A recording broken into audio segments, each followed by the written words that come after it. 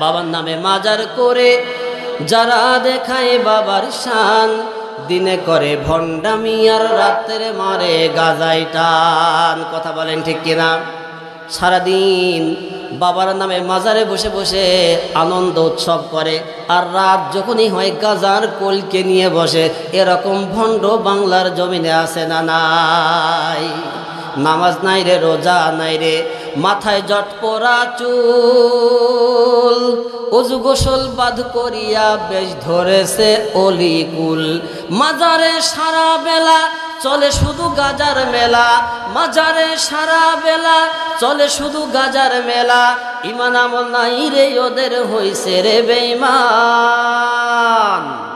দিনে করে ভণ্ডামি আর রাত্রে মারে গাজাই টান, দিনে করে ভণ্ডামি আর রাত্রে মারে গাজাই টান।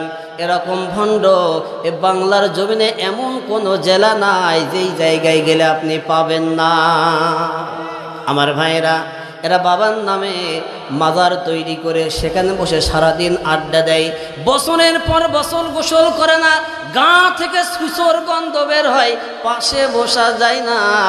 এরপরেও দলে দলে তার কাছে মানুষ মুরিদ হয় আর বলে, হুজুর এই বাবার কাছে যদি আপনি মুরিদ না হন, বাবার কাছে বায়াত গ্রহণ না করেন, আপনি জান্নাতে যেতে পারবেন না। নাউজুবিল্লাহ। আছে না নাই? বাবার কাছে মুরিদ না হলে জান্নাতে যাওয়া যায় না। কিন্তু বাবার গা থেকে এমন দুর্গন্ধ, বছরের পর বছর গোসল না করার কারণে তার পাশেই বসা যায় না। আছে না নাই?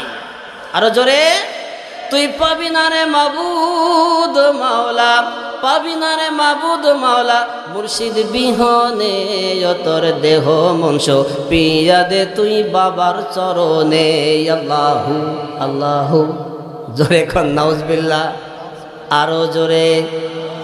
এরকম ভণ্ড এ বাংলার জমিনে আছে না নাই? কয় বাবার কাছে দেহ মন উজাড় করে দেয়া লাগবে, মন তো দিবা, দেহটাও দিয়ে দেওয়া লাগবে। নাউজুবিল্লাহ বলেন।